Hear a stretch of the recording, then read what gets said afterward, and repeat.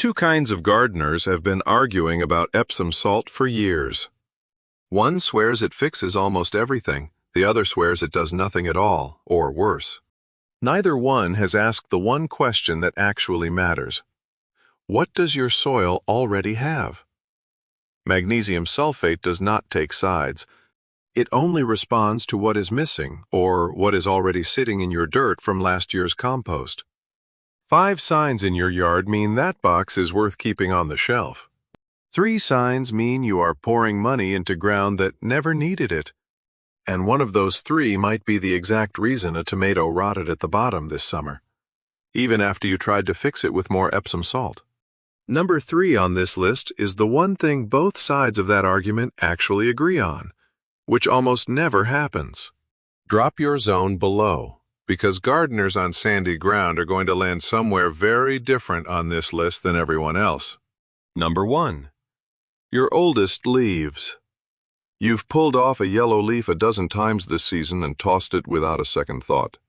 The truth is, that leaf was the only part of the plant trying to tell you something. Saturday morning, coffee in one hand, you crouch down at the base of the tomato plant and pinch off the ugly stuff at the bottom. One yellow leaf, gone. Another one, gone. You call it tidying up. That leaf was filing a report you never bothered to read. Here is the part that changes everything. Real magnesium trouble does not turn a whole leaf yellow. It shows up between the veins, on the meat of the leaf, while the veins themselves stay green the whole time. And it never starts at the top. It starts on the oldest leaves, the ones closest to the dirt. That is different from what you might be picturing. Iron or manganese trouble shows up on the newest growth first, not the old stuff. Watering trouble or too much fertilizer turns the entire leaf yellow evenly, no pattern at all. Magnesium picks the oldest leaves, and it stays inside the veins. This one has a signature.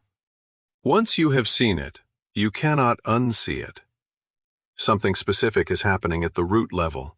Magnesium moves through the plant. It does not sit in one leaf for life the way calcium does.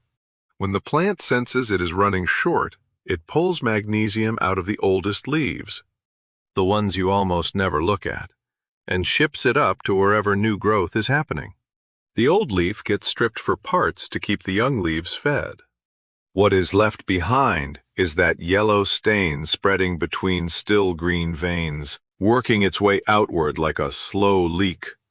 Right there on the leaves you've been pulling off all season. Once you see that, the rest makes sense. You do not need a lab coat for any of this. Look at the 2 or 3 lowest leaves on the plant. The oldest ones, not the fresh growth up top. That is where the story gets written first. This will not tell you much on a seedling under a month old. There is not enough old growth yet to compare. And if the plant is badly stressed for water, that can hide the pattern too. Outside those 2 cases, the signal holds. That yellow leaf was the plant's own report card, and you'd been tossing it in the yard waste without a glance. Number 2, the soil test. Everyone wants a shortcut here, and I get it. But there is one step, costing less than your coffee run this morning, that ends the guessing completely. If you have been going back and forth on whether your soil actually needs this, stop guessing for a second. You do not have to pick a side in this argument at all. What the label never tells you is that a yellow leaf is a clue, not a verdict. It points you in a direction.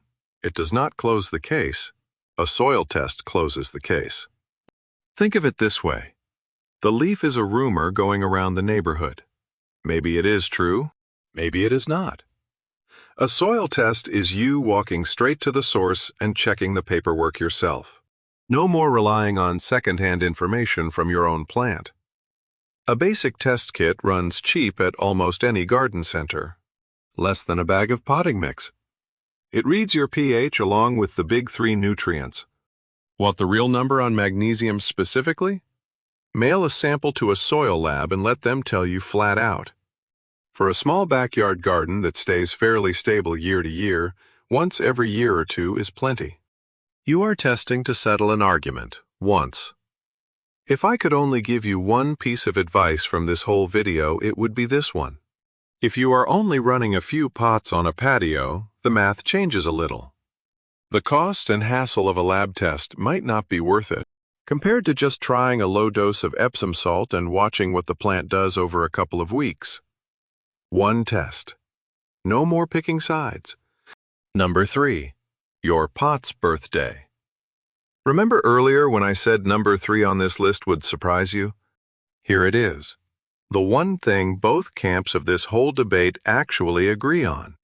A container is a different animal than ground soil, but it's easy to water and feed one the exact same way you'd treat a garden bed, expecting it to hold on to nutrients just as long. It does not. This one changed how I thought about the whole disagreement. Honestly, the piece that most guides leave out is this. Garden soil is a big pond. Plenty of room to hold on to what your plants need. A pot is a cup instead. Every time you water, you flush that cup a little, and whatever magnesium was sitting in there rides straight out the drainage hole. After a year or so in the same bag of potting mix without a refresh, most of what started in there is long gone. I did not land on this from reading a single article. I landed on it from watching two sides go back and forth about Epsom salt for years. Groups that never agree on anything, suddenly lining up on this exact point. I cannot hand you a peer-reviewed number pinned to the calendar day, but I can hand you what I found when I tested it myself. On a row of tomato containers that had been sitting on my own porch for a couple of summers straight without a soil change. This is the part that changes how you see the whole disagreement too. Potting mix starts out thinner on nutrients than real ground dirt in the first place, built mostly from stuff like coir and perlite instead of the layered, living soil under your lawn. So a container is losing ground from two directions at once, thin to begin with, and drained faster on top of that. If your containers are 5 gallons or bigger, the half whiskey barrels or the big glazed pots on the patio, and they have gone more than a season without fresh soil, that is exactly where this shows up first. Not the tomato you started from seed 6 weeks ago. The one that has been living in the same dirt since 2 summers back. This does not apply if you refreshed the soil a few months back, or if you are already feeding on a steady monthly schedule. Those pots are already caught up. Same debate, same two camps, and somehow they agree on this one. Number 4. Sandy, fast-draining ground. If your yard is anywhere near the Gulf Coast, or your soil runs through your fingers like beach sand, this one is for you specifically. You crouch down, grab a handful of dirt, and rub it between your fingers. It falls apart instantly. No clumping, no sticking, just loose grains sliding back to the ground. That's not just texture, that's a warning sign. Nobody puts this in the how-to guides. Sandy soil holds on to nutrients far worse than clay or loam, and regions with heavy rainfall, Florida, the Gulf Coast, the humid stretch of the Southeast, wash magnesium out even faster than dry regions do. This is one of the rare cases where your actual zip code decides whether you need to top off Mg on a schedule, more than the plant itself. Clay soil is a thick sponge. Water and nutrients soak in and stay put for a while. Sandy soil is more like a kitchen strainer. Everything you pour in runs straight through and nothing settles. Every good rain, or every time you water, that magnesium is heading toward the storm drain instead of your tomato roots. If you're gardening on sandy ground, especially anywhere along the coast or in a spot that gets 50+ inches of rain a year, expect to top off magnesium more often. Not every yard plays by the same rules.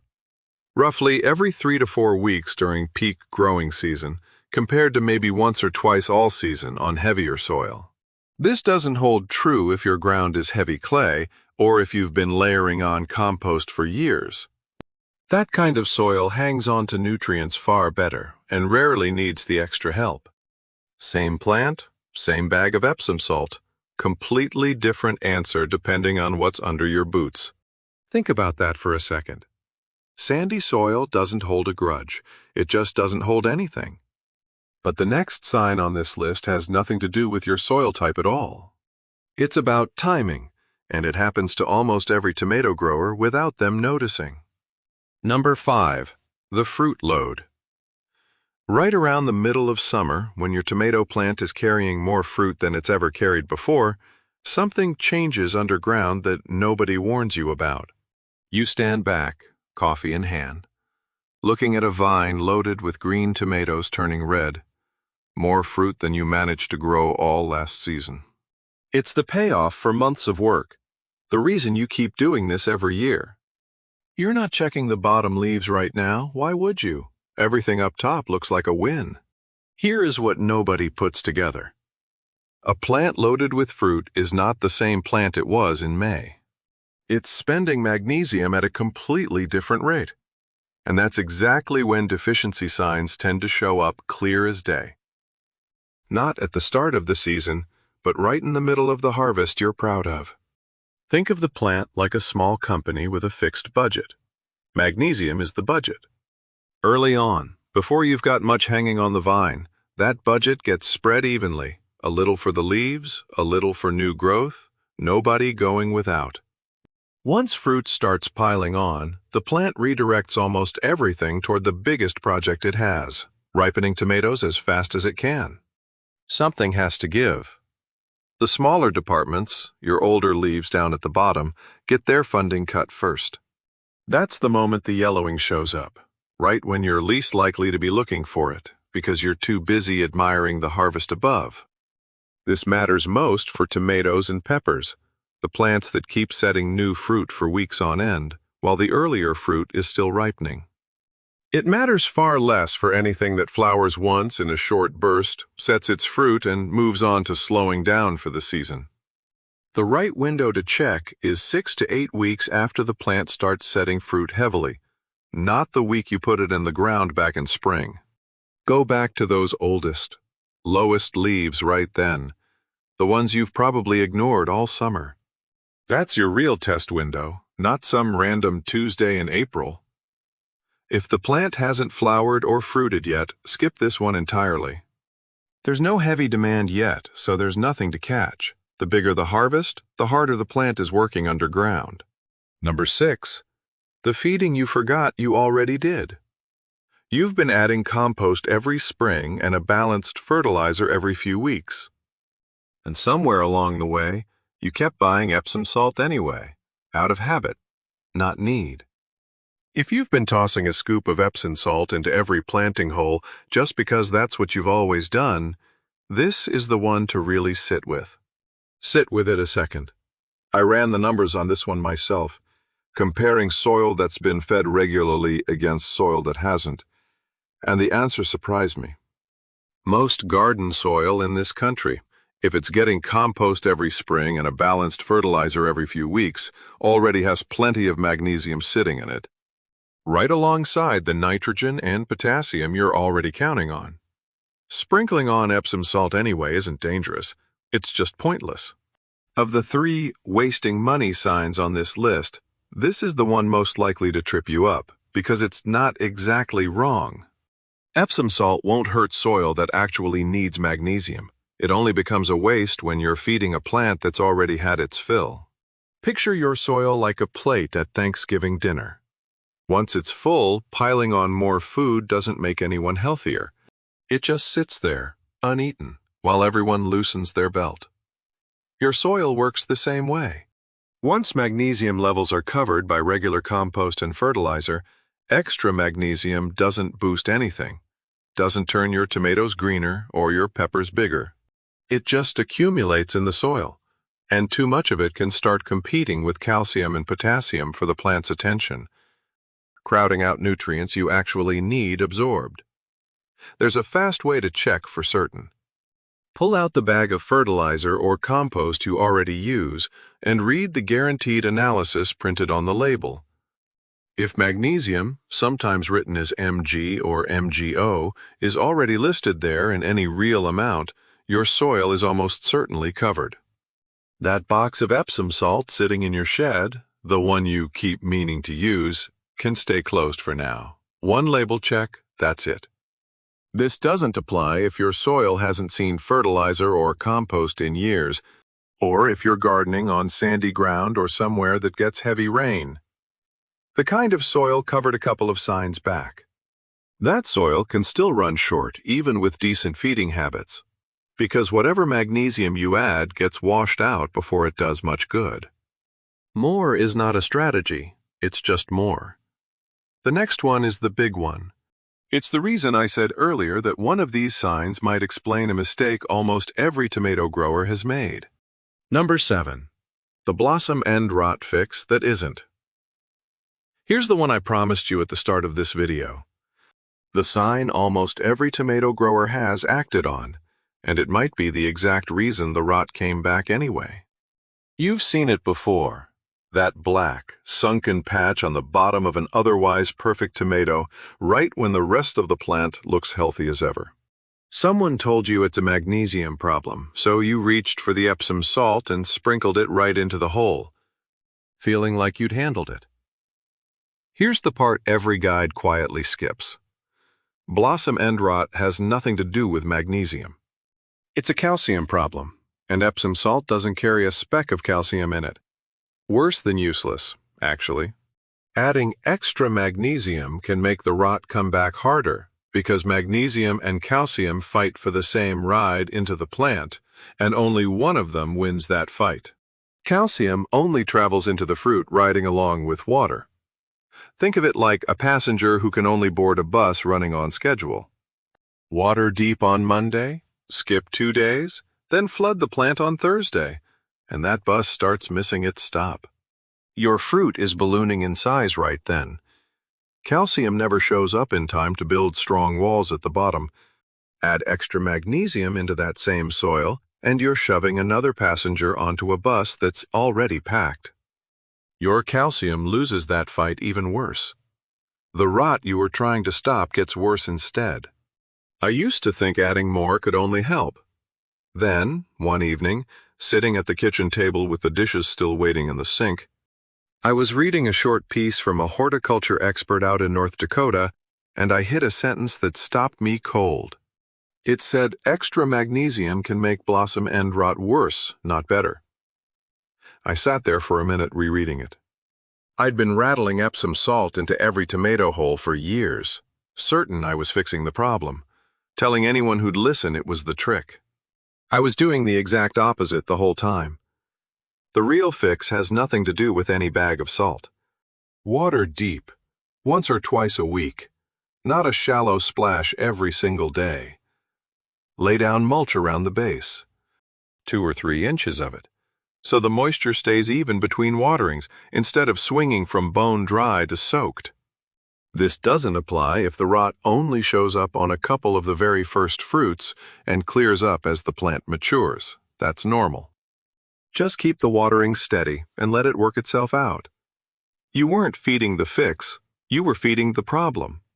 If this level of detail, the kind that tells you exactly why your tomatoes rotted and what actually stops it, is what you have been looking for, subscribe and hit the bell.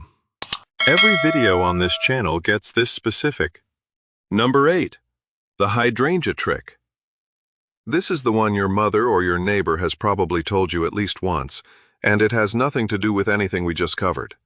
For 2 whole summers, I dumped Epsom salt around the base of a white-pink hydrangea bush that belonged to my wife, waiting for it to turn that deep blue everyone talks about.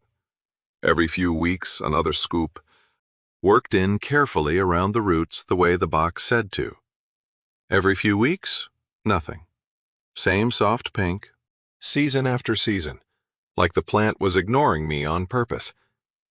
By the 2nd August, I'd started to take it personally. The detail that usually gets buried entirely is this. Hydrangea color has nothing to do with magnesium at all. It comes down to aluminum and how much of it the plant can actually pull out of the soil. That depends on one thing, and it isn't anything you'd think to feed the plant. It's your soil's pH. Aluminum sits in the ground like a dye that's always been there, just waiting. Acidic soil, a pH under 5.5, unlocks that aluminum and lets the plant soak it up, and that's what turns the blooms blue. Alkaline soil locks the door shut. The aluminum stays put, and you end up with pink instead.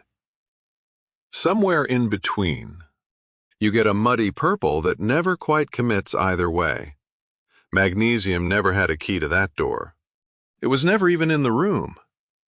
Knowing that would have saved me 2 whole summers of scooping salt for nothing. This only applies to big leaf hydrangeas, the kind gardeners usually picture when they think of color-changing blooms. Panicle hydrangeas, the ones with the big, cone-shaped white flowers, stay white no matter what you do to the soil underneath them. No amount of pH shifting will change that. If you actually want to shift the color on a big leaf variety, forget the Epsom salt entirely. Work elemental sulfur or aluminum sulfate into the soil to push the pH under 5.5 for blue. Add garden lime to push it above 6.5 for pink. Either way takes weeks of steady soil work, not one feeding and a lot of waiting around. Your soil's pH holds that secret. Your Epsom salt never did. Now, if any of these 5 signs matched your yard and you're ready to reach for that box, keep the dose light. 1 to 2 tablespoons of Epsom salt dissolved in a gallon of water. Pour it at the base or mist it on the leaves. No more than once every 2 to 3 weeks. University of Georgia Extension has a real warning here. Go past that, and you risk salt injury. A crusty white layer on top of the soil, burned leaf edges, and it locks the plant out of iron, boron, and potassium it needs too. See brown edges creeping in within a couple of days of feeding? Stop, and flush the soil with plain water. 8 signs. 5 real, 3 just habit. Forget the online tug-of-war, because your garden only ever cared about one thing, whether it's running low on magnesium or not. And now you have the actual test for that. Old leaves, a pot that hasn't seen fresh soil, sandy ground, a heavy fruit load, and a lab test that settles it for good. That's the real 5. The other 3 had nothing to do with your soil at all. One more thing, quickly. If you decide to use Epsom salt once these signs line up, dissolve it in warm water first, not cold. Cold water leaves undissolved crystals sitting right against the roots, and that's exactly the kind of scorch we just talked about avoiding. This afternoon, go look at the oldest leaves on one plant you've been wondering about. Look for yellow between the veins, while the veins themselves stay green. While you're there, think about whether that plant is in the ground or in a pot that hasn't seen fresh soil in over a year. That's your answer. Mix 1 tablespoon per gallon if it matches, or leave the box on the shelf if it doesn't. Tell me which of these 8 signs matched your yard. I read every comment, and that's exactly how I decide what to cover next. Your oldest leaves were the answer this whole time. All you had to do was look down.